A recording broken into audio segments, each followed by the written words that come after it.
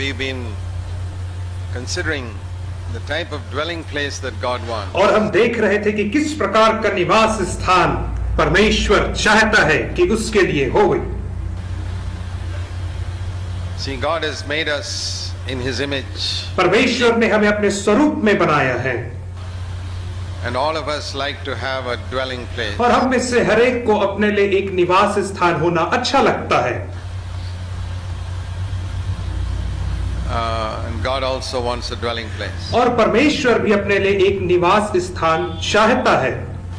But He's not looking for something grand in the eyes of men. और वो ऐसे निवास स्थान नहीं देख रहे जो मनुष्यों की दृष्टि में महान या बहुत बड़े हों। There are houses in the world that look very grand, like palaces. और इस संसार में बहुत बड़े बड़े घर होते हैं जो महल और बंगले जैसे दिखाई देते हैं, बहुत बड़े घर होते हैं। But God is not looking for that. लेकिन परमेश्वर ऐसों के पीछे नहीं देख रहा है, He's looking for holiness. वह पवित्रता को देख रहा है। The first dwelling place of God that we read in the Bible is in Exodus in chapter 3. और सबसे पहला निवास स्थान परमेश्वर का जो हम पढ़ते हैं वह पाया जाता है निर्गमन और उसका 3रा अध्याय में। Exodus chapter 3 we read that God, verse 2, God appeared like a blazing fire in a bush to Moses. और निर्गमन 3:2 में पढ़ते परमेश्वर के दूत ने कटीली झाड़ी में बीच में आग की लौ में मूसा को दर्शन दिया और बात किया। And 40 years later और 40 साल के बाद we read in Deuteronomy 33 और व्यवस्था विवरण 3 अध्याय 33 में पढ़ते हैं how Moses is blessing all the different tribes of Israel. और हम देखते हैं कि किस रीति से मूसा इस्राएल के अलग अलग गोत्रों को आशीष दे रहा है। And when it comes to Joseph, और जब यूसुफ के विषय में वो आशीष देता है Deuteronomy 33 verse 13, और व्यवस्था विवरण 33 और उसका 13 पद, of Joseph he said, blessed of the Lord be his land. Yusuf के विषय उसने कहा, And he says, may God bless him, verse 16, with the choice things of the earth and its fullness and the favor of him who dwelt in the bush. और 16 वचन में कहता और पृथ्वी और जो अनमोल पदार्थ उसमें भरे हैं और जो झाड़ी में रहता था उसकी प्रसन्नता, इन सबों के विषय में यूसुफ के सिर पर अर्थात उसी के सिर के चांद पर जो अपने भाइयों से न्यारा हुआ था आशीष ही आशीष बने। परमेश्वर को क्या करके बुलाता है? 40 years. 40 साल बीत गए हैं इस घटना को, He hasn't forgotten. लेकिन मूसा ने भूला नहीं है उससे। I met God who dwelt in a bush. मैं उस परमेश्वर से मिला था जो जलती झाड़ी में वास करता था। He never forgot it. उसने कभी नहीं भूला परमेश्वर को। That was his first encounter with God. और मूसा का या परमेश्वर के संग पहला साक्षात्कार था झाड़ी में। And he saw that God dwelt in a bush which was completely on fire. और उसने देखा कि परमेश्वर एक ऐसी झाड़ी में वास कर रहा था जो पूर्णतः जल रही है, आग में है। See that the first dwelling place of God was full of और हम fire. देखते हैं कि परमेश्वर का पहला निवास स्थान अग्नि से परिपूर्ण था, आग से भरा हुआ था। And in the tabernacle also he dwelt in a fire in the most holy और place. मिलाप वाले तंबू में भी महापवित्र स्थान में परमेश्वर आग के खंभे के रूप में वास करता था। The fire is a picture. और यह जो अग्नि है वह एक चित्र है। So what do we learn from that? इसलिए हम इससे क्या सीखते हैं? Fire is a picture, we can say, of purification and purity. और अग्नि एक चित्र है शुद्धिकरण का और साफ होने का। Something that's enduring, testing of whether something is enduring or not. और जो कोई चीज परखी जाती तो वो उसमें बनी है कि नहीं परख में, उसका एक चित्र है अग्नि। Put wood and paper into the fire, it just gets burnt और out. अग्नि में पेपर को और लकड़ी को डाल दो, वो जल करके राख हो जाता है। But you put gold into the fire, लेकिन अब सोने को आग में डाल दो, it not only doesn't get burnt up, वो ना केवल जलता है it gets लेकिन purified. वो शुद्ध हो जाता है, पवित्र हो जाता है। So the Bible speaks of God wanting to dwell in a place where there's purity. और बाइबल बताती कि परमेश्वर एक ऐसे जगह वास करना चाहता है जहां पवित्रता होती है Where there's a continual purification going और on. जहां पर लगातार शुद्धिकरण का काम चल रहा है। If you want God to dwell in your heart, और यदि आप चाहते हैं कि परमेश्वर आपके हृदय में वास करे you must be open to purity and continuous purification. तो आपको शुद्धता के लिए और निरंतर शुद्धता के लिए अपने आप को खोल करके रखना है।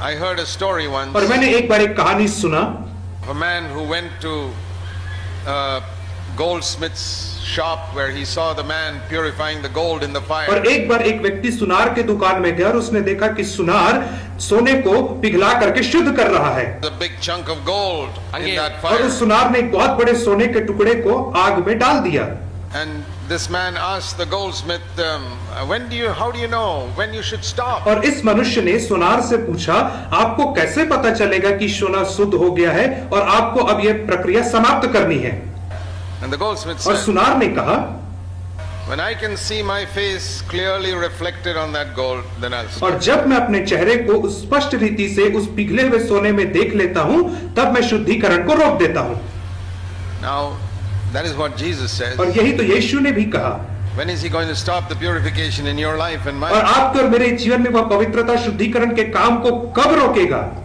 When he says, when I can see in my child that he is exactly like me, then I can stop. तो यीशु कहेगा कि जब मैं अपने संतान के अंदर देख सकता हूं कि वो पूरी रीति से मेरे समान बन गए तब मैं शुद्धिकरण को उसके जीवन में रोक None of दूंगा us have become like him yet. लेकिन हम में से कोई अभी उसके समान नहीं बने हैं So when he puts you in the fire, इसलिए जब वो आपको आग में डालता है because he wants you to be his dwelling वो place. इसलिए डालता है कि वो चाहता है कि आप उसका एक निवास स्थान बन जाएं Don't complain about it when you're in the और fire. जब आप आग में डाले जाते हैं तो इसके विषय में शिकायत ना करें You can't purify gold with soap and और water. सोने को आप पानी और साबुन से साफ नहीं कर सकते हो Cheap things like cloth you can purify with soap and water. सस्ती वस्तु जैसे कि कपड़ा है उसे आप साबुन और पानी से निर्मा से आप साफ कर सकते हो Gold you cannot purify with soap and water. लेकिन सोने को आप साबुन और पानी से साफ नहीं कर सकते हो Only with उसे fire. केवल अग्नि से कर सकते हो साफ And that's why God takes us through some fiery trials. और इसीलिए परमेश्वर हमें बहुत सारे आग वाले अनुभव से लेकर के जाता है समय के लिए Difficulties in our home, हमारे घर में परेशानियों से लेकर के जाता है financial difficulties, आर्थिक समस्याओं से sometimes strong opposition from your और parents, कई बार माता पिता के तरफ से बहुत ज्यादा विरोध होता है relatives, रिश्तेदारों से होता है difficult और neighbors. कठिन पड़ोसियों से हमें विरोध होता है You may lose a और आप job. अपनी नौकरी खो सकते हो These are all severe और ये सब trials. बहुत कठिन दुख होते हैं परीक्षा होती है That God doesn't see all these ऐसा things. ना सोचो कि परमेश्वर इन सब को नहीं देखता है He even watches the sparrow that falls dead to the और ground. वह उस गौरैये को भी देखता है जो उड़ते उड़ते भूमि पर गिर जाती है और मर जाती है Jesus said, even the hair that falls from your head, He watches it. यीशु ने कहा कि तुम्हारे सिर के सब बाल भी गिने हुए हैं It's amazing that Jesus took the example of a little hair. और अद्भुत बात है कि यीशु मसीह ने एक बाल का सिर के बाल का उदाहरण लिया No human being can count the number of hairs on our कोई head. भी मनुष्य अपने सिर के बालों को नहीं गिन सकता है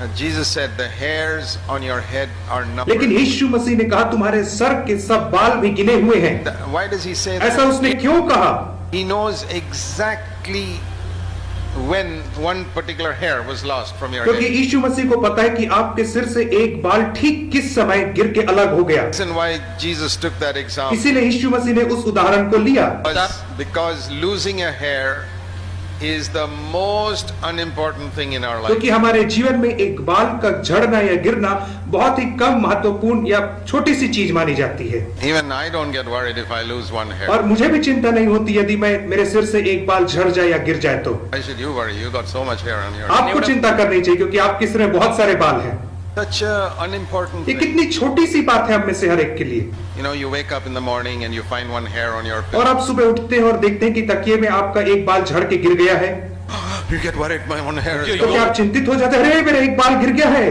No. नहीं But God can tell you the exact time in the night, 2:31 in the morning, when that hair fell off from your लेकिन finger. परमेश्वर उस सटीक समय को बता सकता है जैसे कि रात को 2:31 में तुम्हारे सिर से वो बाल झड़ करके गिर गया You believe in a God like क्या आप इस this? रीति से परमेश्वर के ऊपर विश्वास करते हो This is the God Jesus told us our Father was. और इसी परमेश्वर को तो यीशु ने बताया कि यह हमारा पिता समान परमेश्वर है Then you think some of the bigger problems you're facing, He doesn't know तो about? आप क्या सोचते हैं कि जो बड़ी बड़ी समस्याओं का आप सामना कर रहे हैं उसके विषय में क्या परमेश्वर नहीं जानता है Many of you facing some type of problem in your और home. यहाँ पे बहुत सारे लोग हैं जो अपने घर में अनेक प्रकार की समस्याओं का सामना कर रहे हैं even without being any prophet, I can say definitely whatever problem it is bigger than losing one hair. और मैं भविष्यवक्ता नहीं हूं, फिर भी मैं कह सकता हूं कि आपकी जो भी समस्या है वो एक बाल के झड़ने से ज्यादा बड़ी समस्या है जिसे आप सामना कर रहे हैं। Yeah, sure. हाँ, ये सत्य है।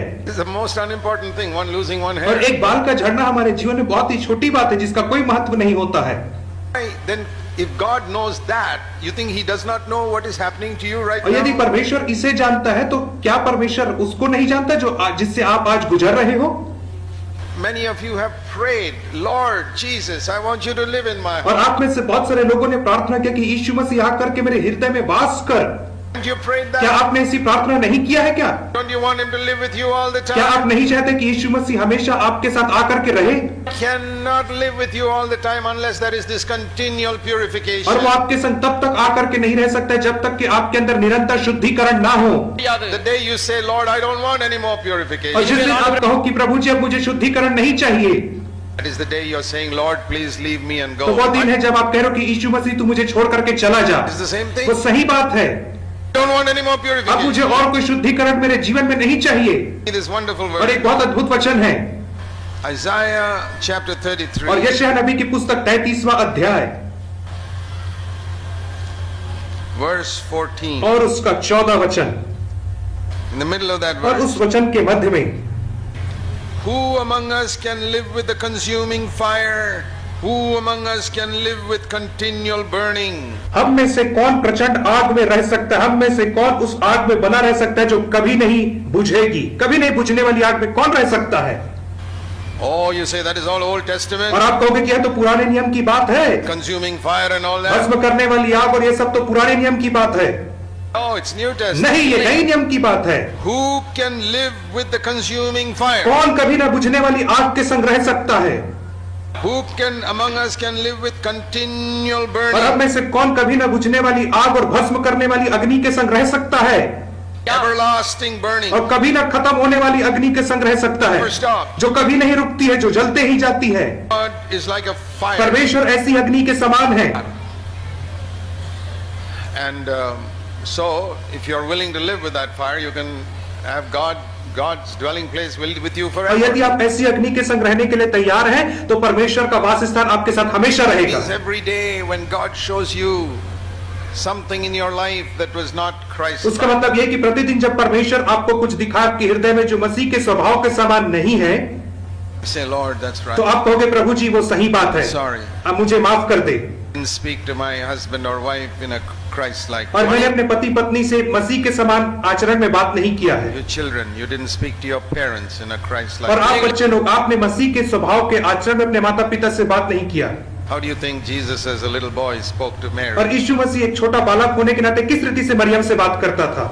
Make that your goal. और उसे अपना उद्देश्य बना लो। I want to always speak to my parents the way Jesus spoke और जिस रीति से यीशु मसीह मरियम से बात किया, वैसे ही मैं अपने माता पिता से बात करना चाहता हूँ at home. अपने घर में। One day when Jesus left his और home एक दिन जब यीशु मसीह अपना घर छोड़ करके चले गए and he set up his house in और Capernaum, उसने कफरनहूम में अपने घर को स्थापित कर लिया, कफरनहूम शहर में, moved away from Mary, और मरियम से वो दूर जाकर के रहने लगे।